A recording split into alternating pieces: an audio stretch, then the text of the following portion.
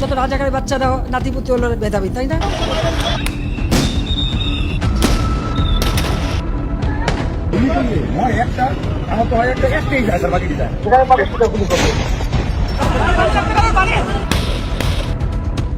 আমাদের রাজপথে থাকতে হবে, আমরা রাজপথে থাকবো। সিদ্ধান্ত আসতেছে ততক্ষণ পর্যন্ত শিক্ষার্থীরা তাদের আন্দোলন কন্টিনিউ করবে।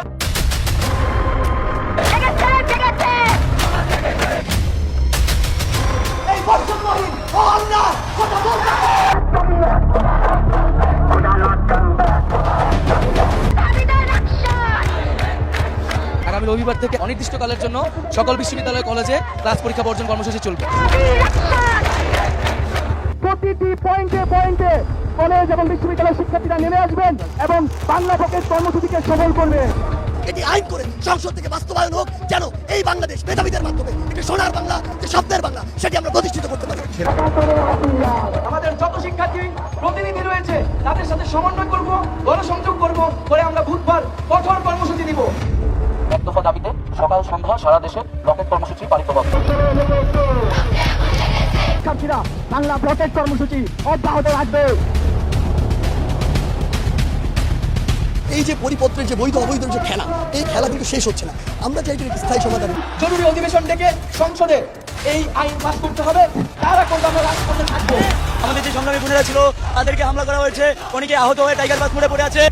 আগামীকাল বিকাল 4টায় সারা দেশের সকল ক্যাম্পাসে বিক্ষোভ মিছিল ও সমাবেশ অনুষ্ঠিত হবে।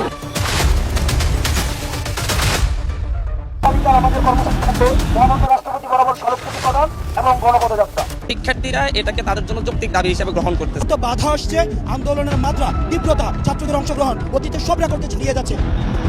প্রত্যেকটার মধ্যে একটা দৃশ্যমান পদক্ষেপ নেওয়া এবং আমাদের সাথে আমাদের যে দাবি, সেই দাবি পূরণ করা হোক। মুক্তিযোদ্ধার সন্তান নাতিপুতিরা কেউ মেধাবী না, যত রাজাকারের বাচ্চারা নাতিপুতি হলো মেধাবী, তাই না?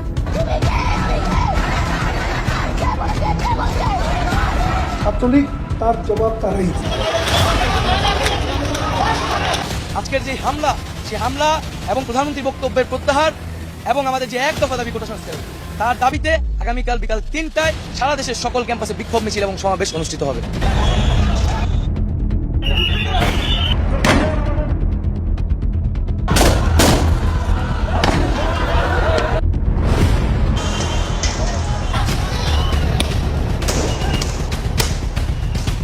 এই সাহস পুলিশ কোথায় পেল? পুলিশকে এই ক্যাম্পাসে ঢোকার অনুমতি কে দিল? জানাজার পর আমরা চলে যাচ্ছিলাম, তাহলে আমাদের উপরে কেন অ্যাটাক করা হইলো? আন্দোলনের সঙ্গে শিক্ষার্থীরা সরাসরি জড়িত, আমরা এই আন্দোলনের সঙ্গে কখনোই সরাসরি জড়িত নই।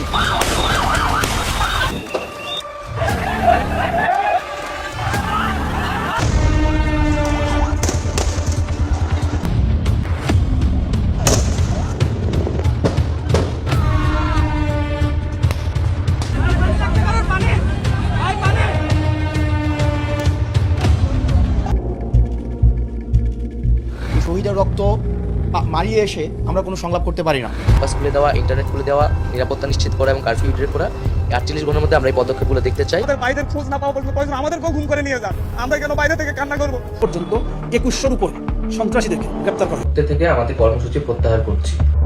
এত করে অস্ত্রের মুখে চিহ্নি করে ভয় ভীতি দেখিয়ে তাদেরকে বাধ্য করে একটি জোরপূর্বক স্টেটমেন্ট নেওয়া হয়েছে, কিন্তু আমরা বুঝতে পেরেছি যে এটা তাদের বিবেকের স্টেটমেন্ট নয়।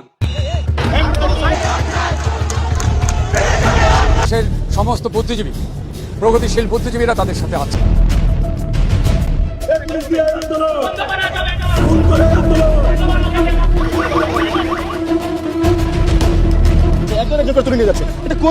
আমার কানে এখনো বাজে যে কারো পানি লাগবে।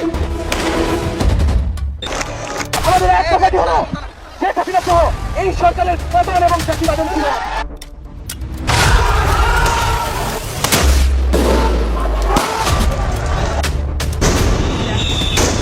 আগামীকাল 5ই অগাস্ট সারা দেশের মুক্তিকামী জনতাকে ঢাকার উদ্দেশ্যে রওনা হওয়ার জন্য আমরা আহ্বান জানাচ্ছি।